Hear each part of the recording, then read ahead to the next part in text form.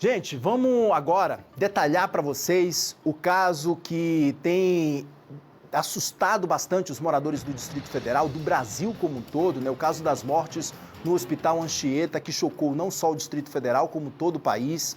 O técnico de enfermagem, Marcos Vinícius Silva Barbosa de Araújo, de 24 anos, é apontado como principal suspeito de ter assassinado 3 pacientes que estavam internados no hospital.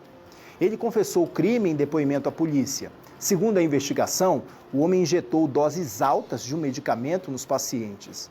Em uma das vítimas, ele injetou também desinfetante, gente.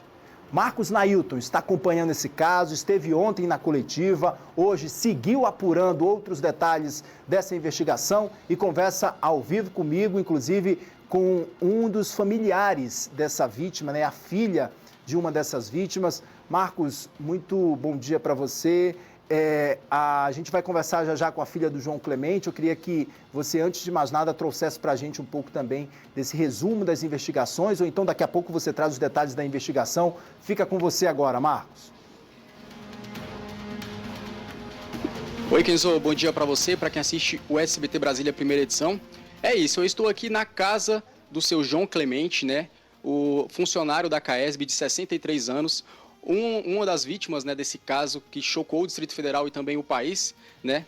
E, Kenzo, eu estou aqui com a Valéria Pereira, que é filha do seu João Clemente, que vai contar um pouco pra gente a respeito do seu pai, que chegou consideravelmente bem à unidade de saúde, teve ali o seu atendimento e por causa dessa piora repentina, né, por causa da aplicação da medicação feita aí pelo Marcos, né, o principal suspeito a respeito dessas mortes, né, além do seu João Clemente, de outras 2 pessoas, né, teve aí toda essa piora no quadro repentinamente. Valéria, obrigado pela sua participação.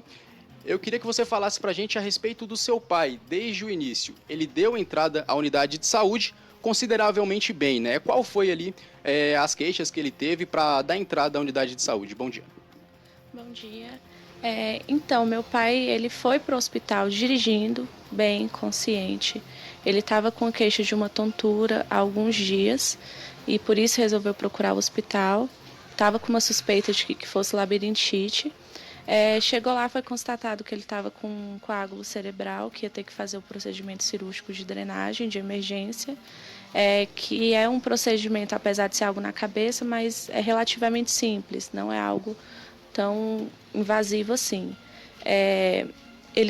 Então, ele fez esse procedimento no dia 4 de novembro, ele teve complicações com a intubação, que foi por isso que ele ficou mais dias na UTI, até que no 13º dia que ele estava na UTI, que foi no dia 17, foi quando ele teve as primeiras paradas, ele teve 3, e no dia 18, na madrugada, ele teve a última parada, que foi o que levou ele a óbito. E essas paradas cardíacas, nesse primeiro momento para vocês, já foram comunicadas de que foram paradas cardíacas que pioraram o quadro dele de saúde de modo abrupto? Sim, foi um choque, uma surpresa para todos nós, porque ele entrou com uma queixa, né, de algo relacionado à cabeça. Ele não tinha nenhuma cardiopatia, nada que justificasse ele ter tido essa parada. Então foi algo que a gente, a família, os amigos, todo mundo já achou esquisito, desconfiamos. Eu, inclusive, ainda em novembro, cheguei a solicitar o prontuário para o hospital, mas por ser algo doloroso, eu nem cheguei a abrir, mas a gente suspeitava de que pudesse ter tido, às vezes, um erro médico, não que fosse um assassinato.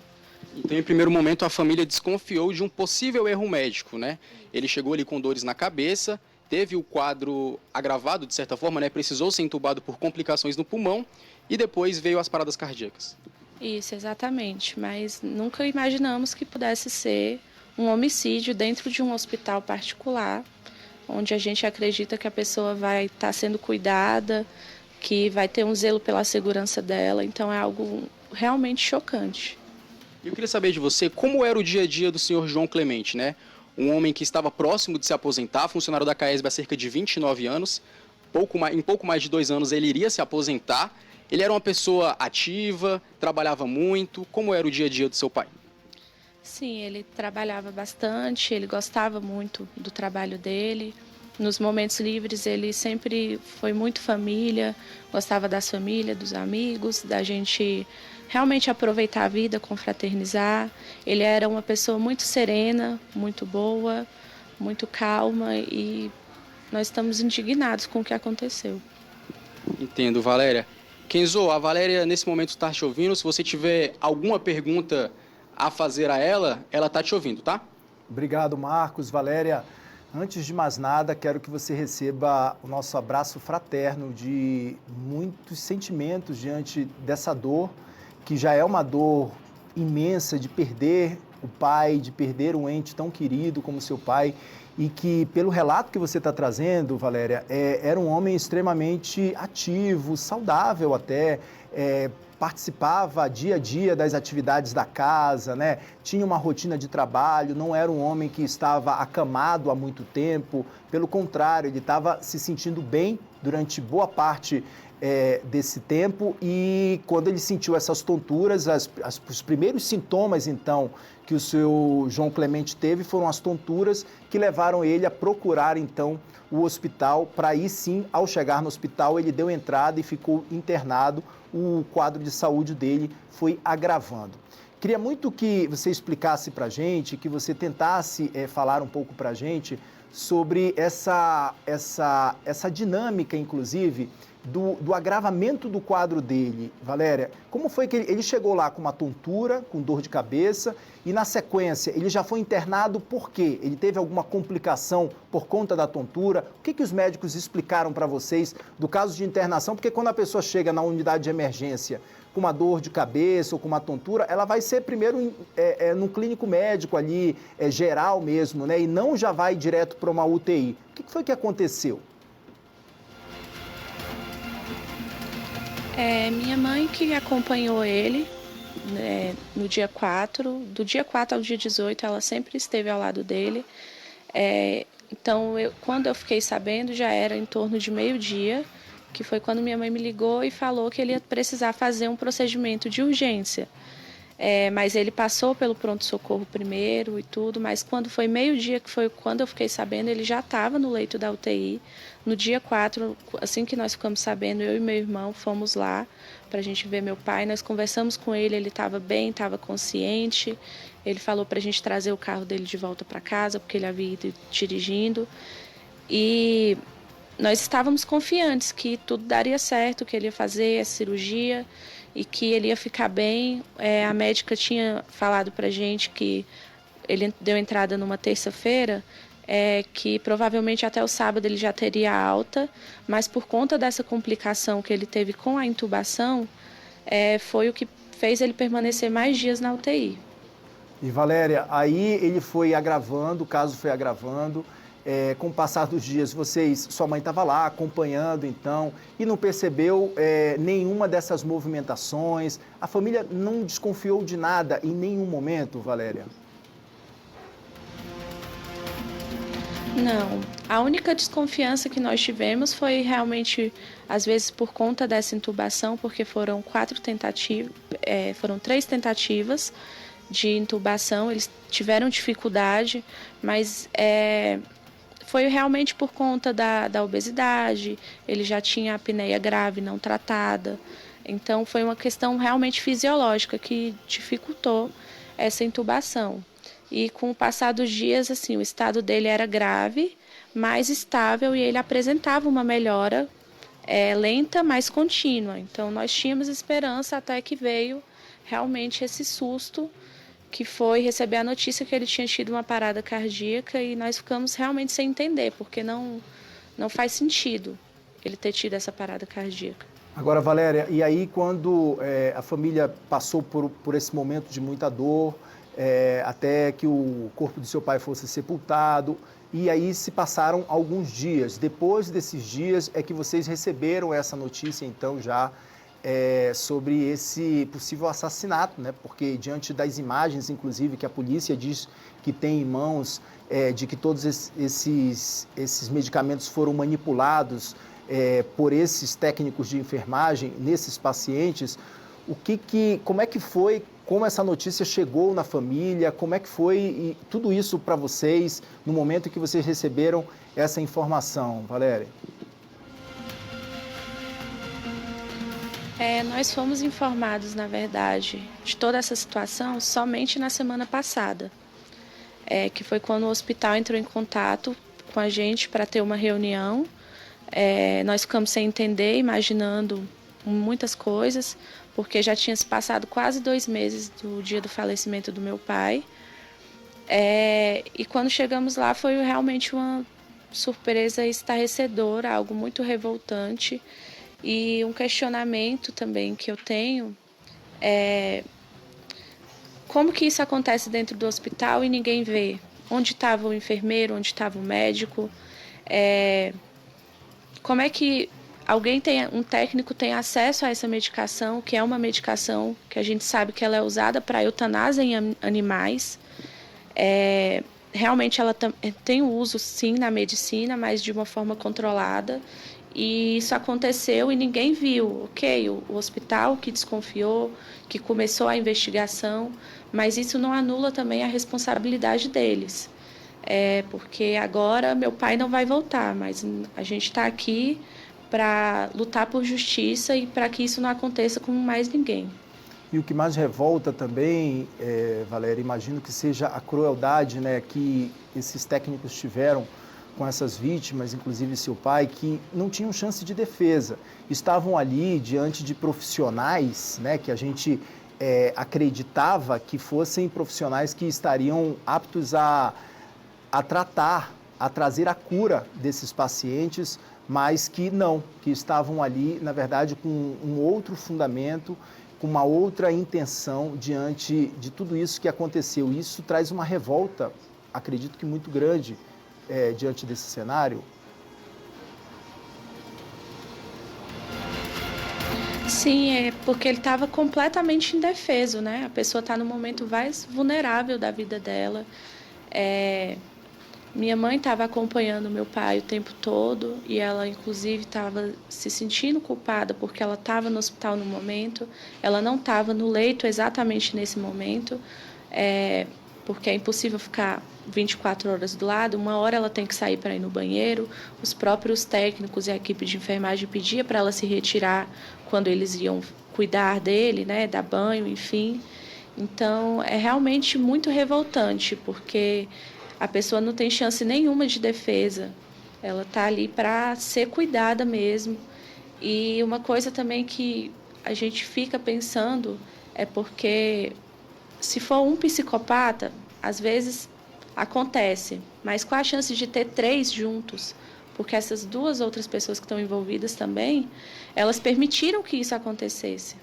Elas podem não ter injetado, elas podem não ter feito o ato em si, mas elas foram cúmplices e coautoras, porque elas sabiam o que estava acontecendo e ninguém fez nada para impedir.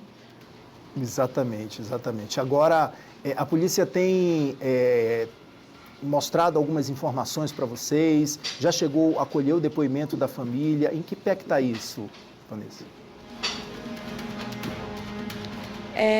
Nós fomos na delegacia na quinta-feira passada, que nós fomos comunicados pelo hospital na quarta. Na quinta nós fomos na delegacia, fomos recebidos pelo delegado Wesley. Ele já colheu o nosso depoimento. Nós não tivemos acesso ainda às imagens, porque está tudo em sigilo ainda por conta da investigação, que o inquérito ainda está em andamento. Mas os nossos advogados já entraram com um pedido, estamos só apenas aguardando a liberação do juiz. Ok. Marcos, se você tiver mais alguns questionamentos para fazer. Olha, Kenzo, é uma situação muito triste, né, que envolve essa família, a família de outros pacientes também. Valéria, você disse que a todo momento a sua família esteve presente junto com o seu pai. Vocês estavam ali, né, observando o atendimento que estava sendo feito. Vocês se lembram em algum momento, algum membro da família, sua mãe ou você, de ver esses 3 profissionais de saúde ali atuando, oferecendo alguma medicação, estando junto com o seu pai, fazendo ali algum tratamento?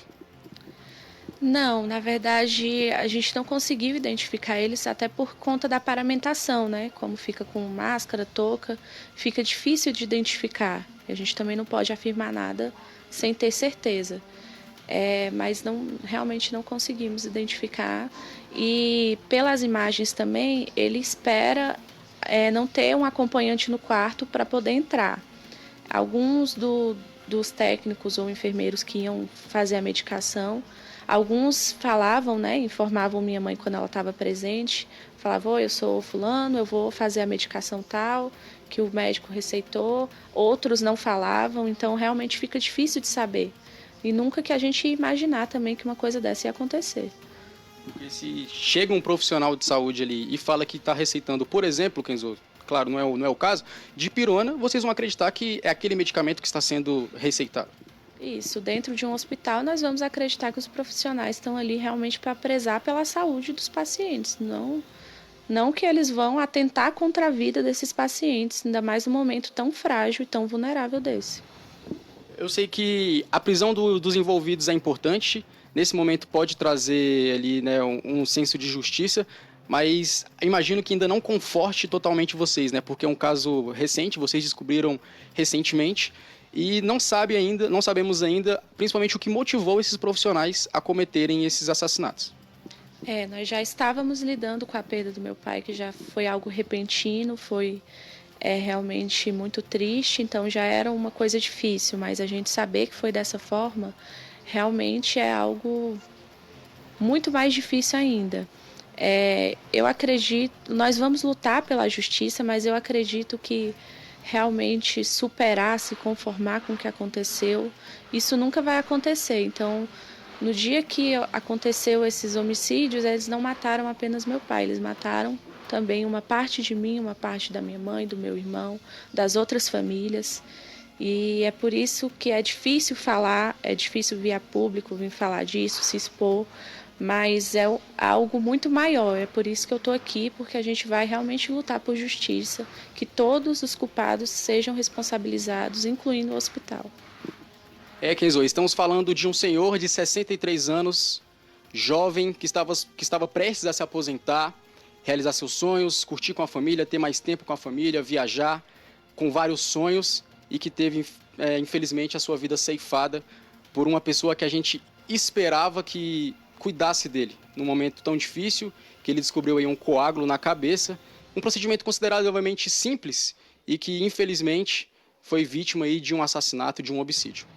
Obrigado, Marcos. Valéria também, quero agradecer muito sua participação. Desculpa a gente estar num momento tão delicado, de tanta dor e mesmo assim precisando fazer alguns questionamentos, porque isso faz com que você, como filha, reviva tudo isso mais uma vez. Nossos sentimentos, nosso pedido de desculpa, mas eu acho que é importante, como você mesmo falou, Valéria, trazer tudo isso à tona, trazer tudo isso a público como um serviço de utilidade pública mesmo, né? A ideia aqui é trazer isso, esclarecimentos, detalhes, para saber se outras pessoas também não foram vítimas. Isso, inclusive, está no encalço da polícia, está na mira da polícia para saber se outras pessoas não foram vítimas desses técnicos de enfermagem. Muitíssimo obrigado pelo esclarecimento, pelo depoimento. A gente se solidariza mesmo com a dor da sua família e das outras famílias também que estão envolvidas nesse caso tão trágico, tão cruel que a gente tem mostrado agora. Obrigado, Valéria. Marcos, obrigado também pelas informações. Olha, ainda sobre esse assunto, gente, a gente ouviu ainda o advogado da família do senhor João Clemente, tá? Vamos ver o que ele disse. O senhor João, ele entrou no hospital no dia 4 de novembro com dores de cabeça, né, e tonturas. Ele imaginou que poderia ser uma labirintite, enfim. Ele fez inicialmente um exame que constatou que ele tinha um coágulo no crânio, né, no cérebro. Após isso, ele teve que internar e fazer uma cirurgia de emergência, né. Após essa internação, né, poucos dias depois, ele acabou falecendo de parada cardiorrespiratória, né, o que causou certa suspeita dos familiares, porque ele não tinha nenhum problema cardíaco. Na semana passada, né, foram chamados os familiares ao hospital, onde foi comunicado toda a história, né, que a família ficou em choque, né, Posteriormente também conversaram com o delegado que informou e uma situação assim estarrecedora. Estamos acompanhando as investigações, né, auxiliando tanto a Polícia Civil quanto eventualmente o Ministério Público para apurar a responsabilidade criminal dos envolvidos. O técnico investigado, ele abusou de confiança, né, porque ele acessou um sistema médico, né. Além disso, levanta outros questionamentos, né, a farmácia do hospital forneceu essa prescrição, o plantão, né, durante a troca de plantão, os outros técnicos ou enfermeiros não viram, né, que foi aplicada essa medicação. Então, são muitos questionamentos que devem ser apurados. E a gente continua falando sobre esse assunto, detalhando agora. Nós vamos mostrar aqui no nosso telão quem foram as 3 vítimas dos técnicos de enfermagem. As 3 vítimas vão aparecer aqui. O primeiro a gente vai começar mostrando o seu João Clemente. A gente acabou de conversar com a filha dele ao vivo, a Valéria, que nos contou. João Clemente Pereira, de 63 anos, servidor público, morador do Riacho Fundo 1, né? Ele deu entrada no hospital no dia 4 de novembro, mas foi a vítima que foi envenenada, né? Foi utilizado esse medicamento que não tinha sido prescrito pelos médicos no dia 17 desse mesmo mês. Ele recebeu esse medicamento, então, de forma irregular, estava no leito vizinho ao de outra vítima, da dona Miranilde. O seu João Clemente morreu no dia 18 de novembro e o Marcos Raimundo Ferreira Moreira, de 33 anos, é a outra vítima. Vamos trazer o Marcos? Está aqui, ó. Marcos Raimundo Ferreira Moreira, de 33 anos, servidor público também, trabalhava como carteiro nos Correios, morador de Braslândia. Ele tinha sido internado no mesmo leito de um dos pacientes assassinados em novembro. Ele deu entrada no hospital no dia 1º de dezembro e morreu no mesmo dia. Essa é mais uma vítima que morreu no dia 1º de dezembro. Vamos trazer a outra vítima, que é uma professora, dona Miranilde Pereira da Silva, de 75 anos, professora aposentada, moradora de Taguatinga. Segundo a polícia, no dia 17 de novembro, além do medicamento irregular que foi aplicado na veia dessa paciente, o técnico de enfermagem teria aplicado também desinfetante, gente. Ao menos 10 vezes. Depois que esse medicamento acabou, ele aplicou desinfetante, colocou na seringa e injetou na veia dessa paciente. No mesmo dia, a paciente sofreu diversas paradas cardíacas e morreu. Está aqui, então, as 3 vítimas dos técnicos de enfermagem. E agora a gente vai trazer para vocês quem são. Está aqui, ó, os 3 aparecendo para vocês, os 3 que foram internados no hospital e os 3 que morreram de forma bastante semelhante, apesar do quadro de saúde e do estado de saúde deles ser diferente. Isso foi algo que chamou bastante a atenção também, inclusive do próprio hospital. Agora a gente vai mostrar para vocês quem são os técnicos de enfermagem que trabalhavam no hospital e que foram presos. Todos negaram no primeiro momento, mas depois que os policiais e os agentes mostraram as imagens deles, eles se reconheceram nessa ação. A gente começa falando do Marcos Vinícius Silva, como a gente está mostrando aqui, Barbosa de Araújo, 24 anos, atuava há 5 anos como técnico de enfermagem. Nas redes sociais, o Marcos se apresentava como um homem casado, frequentador da igreja. Segundo os investigadores, ele atuava há pelo menos 5 anos como técnico de enfermagem, como eu disse, né? E desses, 1 ano ele já estava trabalhando no Hospital Anchieta, onde os crimes aconteceram. O Marcos também é estudante de fisioterapia. O rapaz começou a trabalhar em uma UTI neonatal de outra instituição particular, mas ele foi demitido diante das suspeitas da comissão de óbitos do Hospital Anchieta. Quando a comissão de óbitos fez o levantamento, desligou esse técnico de enfermagem, o outro hospital também fez esse desligamento. Outra técnica que vai aparecer aqui na tela é a Marcela Camille Alves da Silva, de 22 anos, aprendiz do Marcos. O Hospital Anchieta foi o primeiro emprego dela como técnica de enfermagem. A Marcela está aqui, a foto dela foi confirmada, inclusive, pela polícia. Está aqui a Marcela, que também foi presa nessa ação, nessa operação da Polícia Civil do Distrito Federal. Outra técnica de enfermagem que também foi presa é essa, a Amanda Rodrigues Souza, de 28 anos. Ela é uma amiga de longa data do Marcos, já atuava como técnica de enfermagem há 5 anos e ela, então, também foi presa pelos agentes da Polícia Civil durante essa operação. Os 3, então, vão responder por esses crimes. Está aqui para vocês, a gente já mostrou as 3 vítimas e agora a gente mostra os 3 técnicos de enfermagem que foram presos pela polícia e que estão sendo investigados agora pela morte dos 3 pacientes. Gente, nós entramos em contato com o Hospital Anchieta, que esclareceu por meio de uma nota que as providências foram adotadas diante de fatos graves envolvendo ex-funcionários do hospital, que ao identificar circunstâncias atípicas relacionadas a 3 óbitos ocorridos no hospital, na UTI, o hospital instaurou, então, por iniciativa própria e conduziu a investigação que, em menos de 20 dias, resultou na identificação dos envolvidos. Toda a apuração foi encaminhada às autoridades competentes. O próprio hospital requereu a instauração de inquérito policial, bem como a adoção também das medidas cautelares cabíveis, inclusive a prisão cautelar dos envolvidos, os quais já haviam sido desligados da instituição. As prisões, as quais foram cumpridas pelas autoridades policiais nos dias 12 e 15 de janeiro de 2026. A nota do Hospital Anchieta segue explicando que o hospital é pautado pela transparência de seus processos e pela confiança dos protocolos internos que norteiam a sua atuação. O hospital entrou em contato com as famílias envolvidas, prestando todos os esclarecimentos necessários de forma responsável e acolhedora. A nota também se diz, na nota o hospital também se diz vítima da ação desses ex-funcionários, solidariza-se com os familiares das vítimas e informa que está colaborando de forma irrestrita e incondicional com as autoridades públicas, reafirmando o seu compromisso permanente com a segurança dos pacientes, com a verdade e com a justiça. Ainda sobre esse assunto, gente, a Polícia Civil investiga ao menos 20 laudos de óbitos para saber se houve mais vítimas. Um dos delegados disse que a falta de arrependimento dos suspeitos, mesmo diante das provas mostradas, chamou bastante a atenção.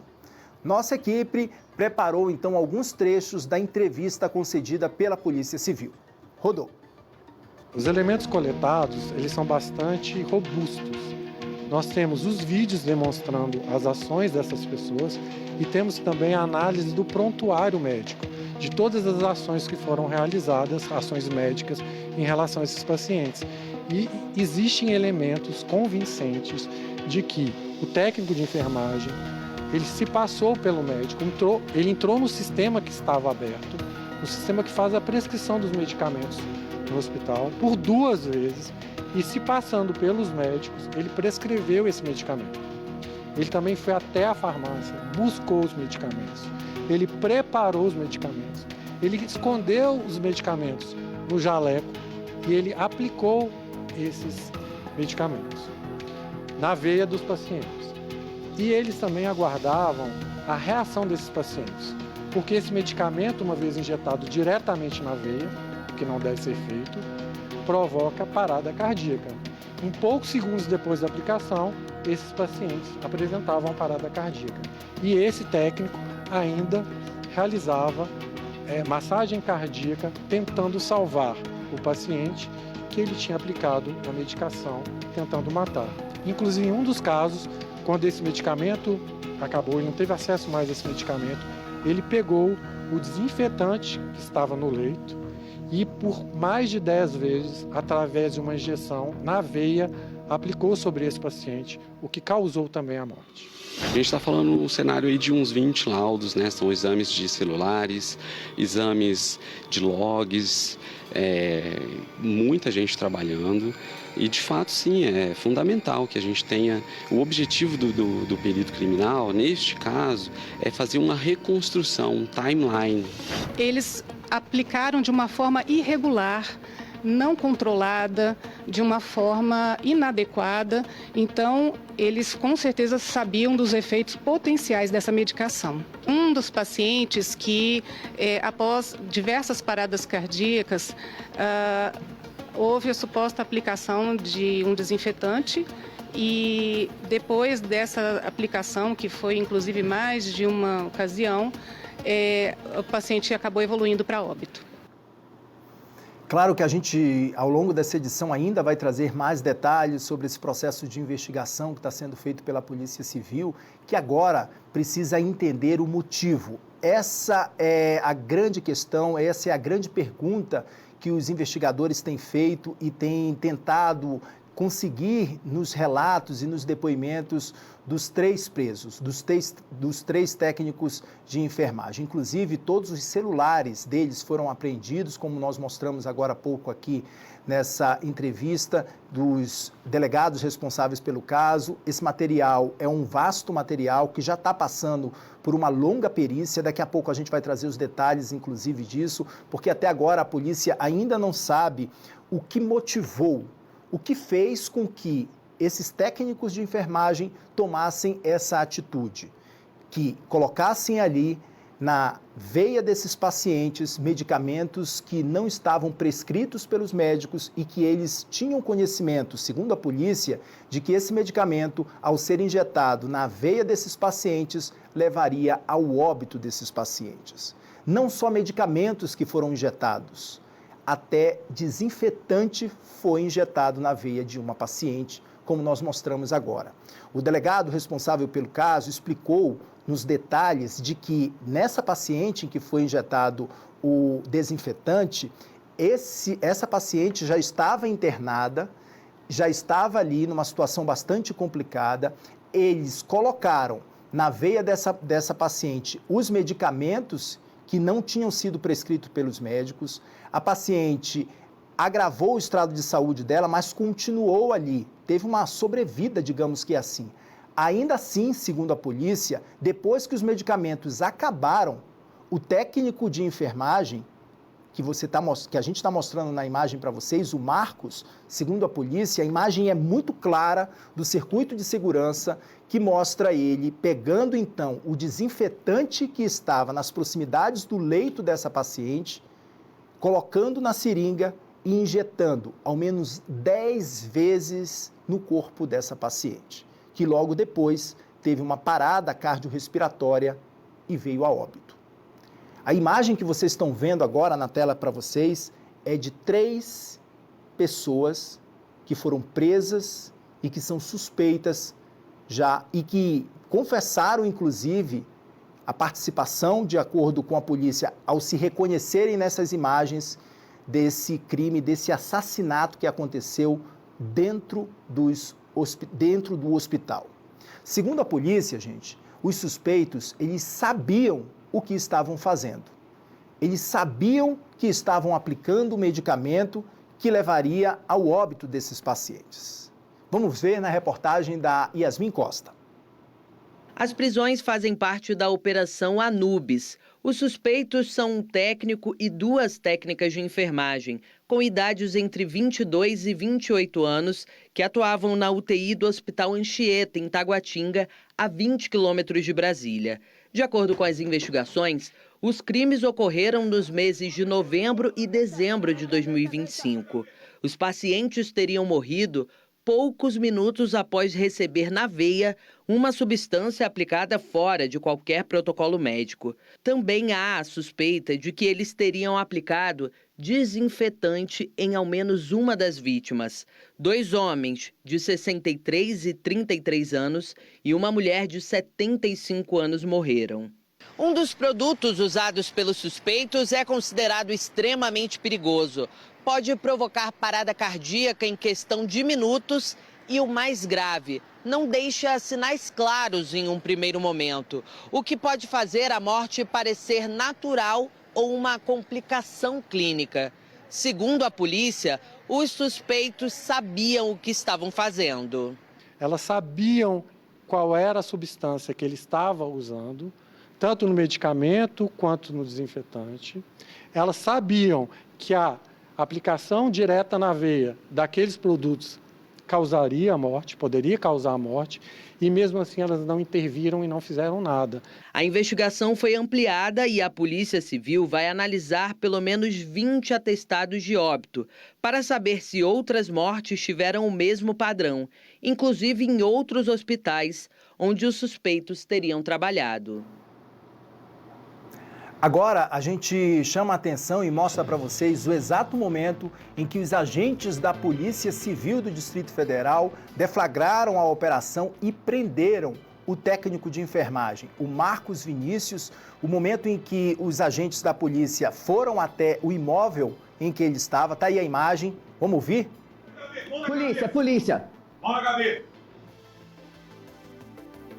Esse foi o momento exato em que os agentes da Polícia Civil deflagraram a operação e foram até a casa do Marcos e prenderam então Marcos Vinícius, o técnico de enfermagem de 24 anos, que é o principal suspeito, segundo a polícia, seria o mentor, seria o que coordenou todos esses assassinatos que aconteceram dentro de uma unidade hospitalar, com pacientes que estavam internados na UTI. Está aí a imagem do momento exato, então, dessa prisão que aconteceu no dia 15 desse mês, agora, no dia 15 de janeiro. A polícia conseguiu a autorização da Justiça, então, para fazer essa prisão diante das provas. Segundo o delegado responsável pelo caso, as provas estavam muito concretas no momento em que essa prisão já foi deflagrada. Inclusive, o delegado responsável pelo caso explicou que, ao colher o depoimento desses envolvidos, num primeiro momento, todos eles negaram essa participação. Disseram que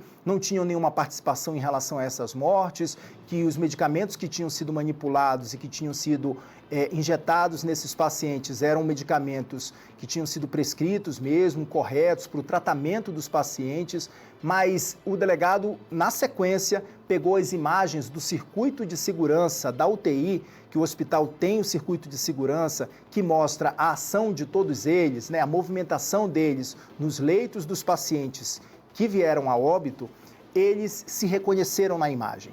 E aí sim, só depois que viram que a imagem estava ali muito clara da substância que estava sendo utilizada e também da substância que estava sendo não só manipulada, mas injetada na veia desses pacientes, eles então se reconheceram nessa imagem. Os três seguem presos na polícia, né, que agora vai seguir nesse processo de investigação, apurando todos os dados, apurando todos os laudos também, porque vários laudos de óbitos também ainda estão sob investigação. Não só laudos de óbitos, como também os materiais que foram apreendidos pelos agentes. Nessa ação que você está acompanhando agora na imagem, os policiais, além de prender o Marcos Vinícius, também apreenderam um vasto material que estava na casa dele. A gente, inclusive, tem a informação que os peritos da Polícia Civil já começaram, desde ontem, a fazer uma varredura nesses computadores, nesses celulares. O que a polícia quer saber a partir de agora? Primeiro, qual o motivo? O que motivou esses técnicos a tomarem essa atitude? Por que eles colocaram um medicamento que não estava prescrito e que, segundo a polícia, sabiam que esse medicamento iria causar a morte desses pacientes? Segundo, se eles também conversavam entre eles sobre esses medicamentos. Por conta disso, a polícia está fazendo uma varredura nos celulares dos três que estão presos e também de todos os computadores que foram apreendidos, nos laudos, nos prontuários médicos, para tentar identificar se houve uma convergência entre eles, se todos eles sabiam do que estavam fazendo de fato e se compartilhavam isso nas conversas pelas redes sociais. Essa é a meta da polícia a partir de agora, exatamente para traçar toda a linha de investigação. Num primeiro momento, é importante a gente lembrar que os três negaram a participação nessas mortes, mas depois que viram as imagens do circuito de segurança, se reconheceram nessas imagens e aí acabaram então confessando esse crime, como nós vimos agora há pouco, os detalhes que o delegado responsável pelo caso informou. Os depoimentos dos familiares, alguns já foram colhidos. A partir de agora, a polícia também segue no encalço de entender a dinâmica de como isso aconteceu e se outras pessoas também foram vítimas desses técnicos de enfermagens que agora estão presos. Mas é claro que a gente continua sempre acompanhando o desdobramento desse caso. Daqui a pouco eu vou acionar mais uma vez a nossa reportagem. O Marcos vai trazer para a gente os detalhes, né, sobre esse caso, porque é um caso que assusta bastante a sociedade. As pessoas ficam se perguntando até que ponto e como nós estamos convivendo com pessoas que têm um nível de crueldade tão grande como esse que a gente viu dos técnicos, de tomarem uma atitude como essa, de pessoas que estavam numa situação extremamente de vulnerabilidade social, de saúde mesmo, né? As pessoas estavam vulneráveis, a saúde delas estava extremamente fragilizada e elas ainda assim, né? Uma delas, por exemplo, essa senhora acabou ainda resistindo a todos os medicamentos que foram colocados na veia e não satisfeito com isso, tamanha crueldade desse técnico de enfermagem, ele foi até o banheiro, segundo o delegado, pegou então ali o desinfetante que estava no banheiro, colocou o produto na seringa e injetou pelo menos 10 vezes no corpo dessa paciente, que, claro, não resistiu, teve uma parada cardiorrespiratória e a polícia confirmou isso, os laudos do IML também confirmaram que essa ação foi a causadora da morte da professora aposentada. Já já a gente traz mais detalhes sobre esse caso. Gente, é preciso até respirar, porque é tamanha crueldade que a gente vê e a gente jamais imagina que é possível a gente encontrar seres humanos que tomem uma atitude como essa. É inadmissível. A gente ouve e a gente fala, não dá para acreditar. Mas é fato.